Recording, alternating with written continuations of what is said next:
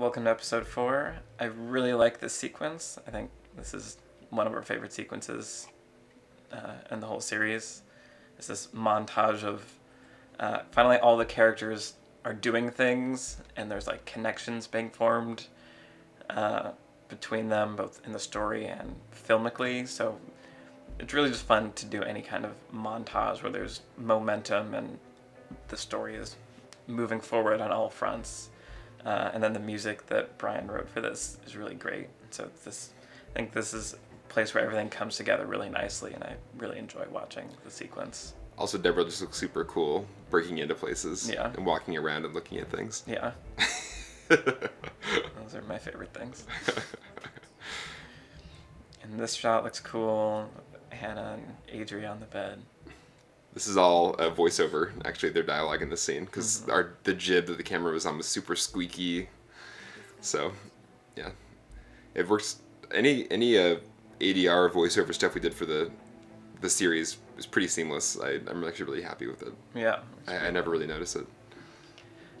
This location is really cool. It's like the machine room of the building that our production manager Greg's family owns. Well, yeah, I mean it's the office building where you see Sean at the receptionist desk. This is like in the garage of the building, kind of a back electricity, I don't know, whatever, power room. Not story-wise, but that's where we filmed it. Yeah. That's the same location on set as the reception desk. Yeah, and the lighting was cool and the color was cool, and it was fun to get lots of different angles in there.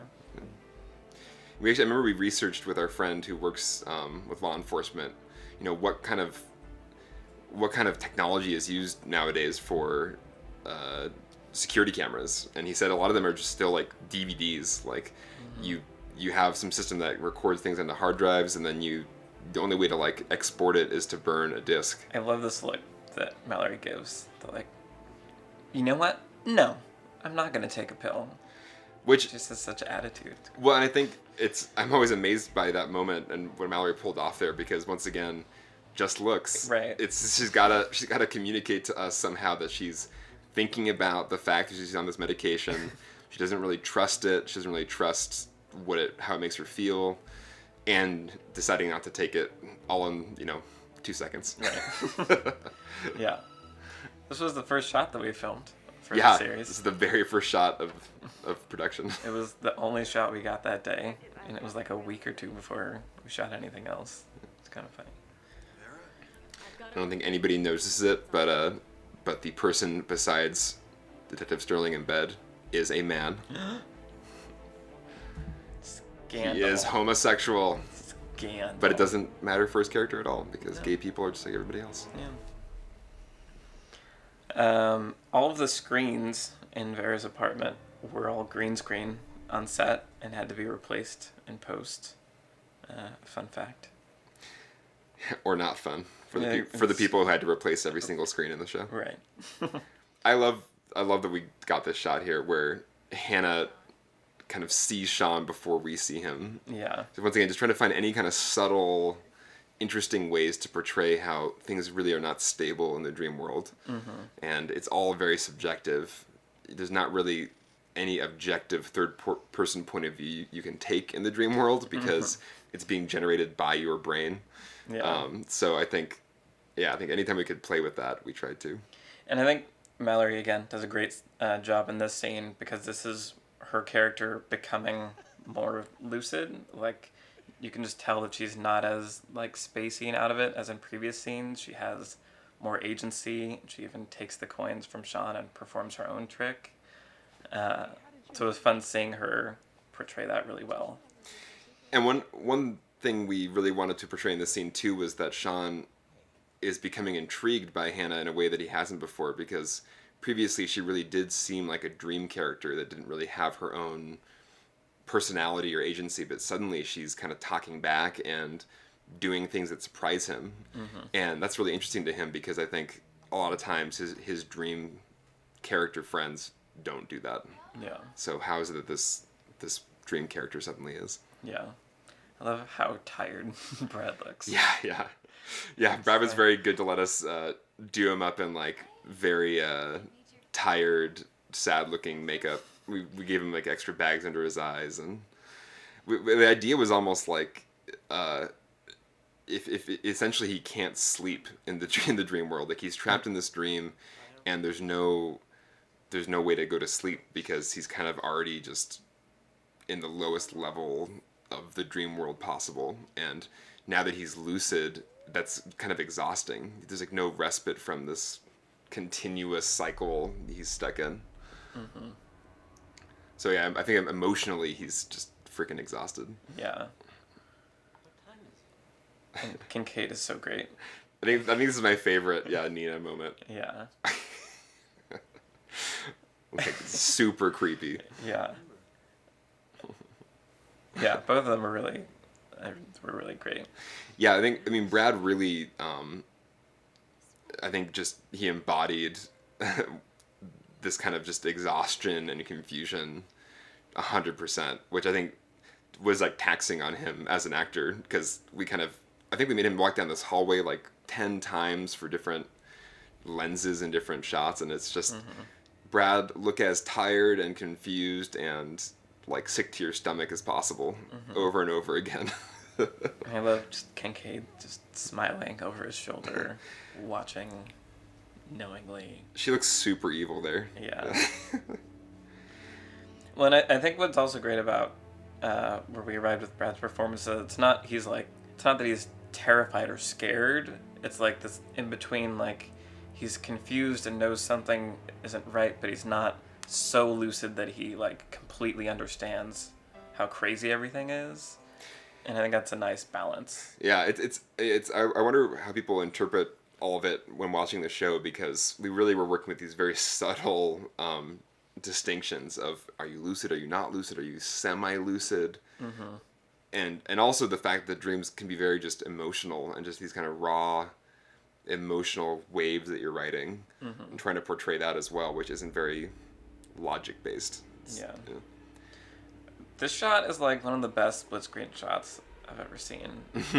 And like, I don't know why, I think the eye lines are really perfect and help sell it, and it's just a simple effect, but like I really feel that they're in the same space. So yeah, good job, us. I think Brian Ricker, the composer, also nailed that music right there. I think the kind of wah sound when we cut and you see there's two of him suddenly is kind of like a stomach dropping feeling. Just like I think that shot really is meant to communicate that essentially every cycle, every day of his life down here, Noah just kind of resets and kind of almost is wiped clean and just starts over again. Yeah. But now he's retaining memory from cycle to cycle and actually witnessing the cycle as it restarts, and that's very, very disturbing to see that for the first time. Yeah.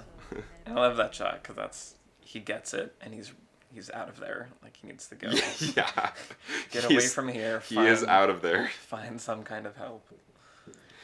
This is a great kind of payoff scene too, because we finally got to, put in very explicitly all the different lucid dreaming things we'd researched, and this is where Daniel Love, who is a British author, he wrote the book Are You Dreaming? It's a comprehensive guide to lucid dreaming. And he's great because he really takes a scientific approach to lucid dream practice and really has broken it down and has developed some of his own techniques for how to most effectively get into the habit of lucid dreaming. And he really helped us out figure out, what are the most kind of reliable reality tests you can do and that we can visualize in the show. Yeah. And I think he was the one who told us about this nose pinch test, where you pinch your nose, breathe in through your nostrils, and if you can still breathe, then it's an extremely clear sign that you're dreaming, because if you try it in real life, it does not work. Which is actually how I triggered my one lucid dream. Yeah. It works and it's interesting because I think when I did it once in a lucid dream, I really felt air going in through my physical body nostrils, which is interesting to be in the dream world and kind of still have a sense of your physical body. Yeah. And that's what was so striking about it, was like, okay, I'm now aware that I'm asleep because I can literally feel my body out there doing its thing, but I'm still here in this dream space. I feel like, that's what happened to me too. Like, I was very aware of, like, I am breathing in now. Yeah. Through my nose, I can feel. Here's the big shot. The big shot. This ended up being like our money shot for all the trailers and stuff. But it is going to sum up the show really nicely of just, here's the two main characters, here's the beach, it's so iconic, and they're also looking through a doorway. Yeah. This is a show where you open a door and you can go to the beach from a diner. This was a tricky scene. This was a very difficult scene. It took a lot of editing to arrive at the final version. Because also, when we shot this scene out on the beach, it was actually a really not ideal shoot. We had that great day with the fog, and then the beach actually was pretty much empty on that foggy day. This day, there were people on the beach. It was really bright and sunny. It was not the same kind of dreamy feel we wanted.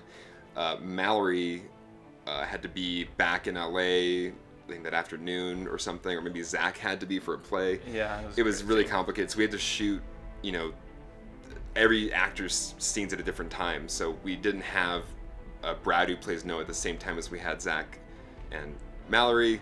So we had to literally composite them together into some shots. So yeah, it was it was a tough edit because we were not able to shoot it the way we had hoped. Yeah. But I think the way we finally cut it and the way the music kind of holds it all together makes it all play, and it is really fun. I think it's really satisfying after so much build up to finally get to see all three of these main characters actually look at each other. Right. Briefly. And almost get to talk to each other, but we're just going to keep you waiting until season 2 for more communication with Noah.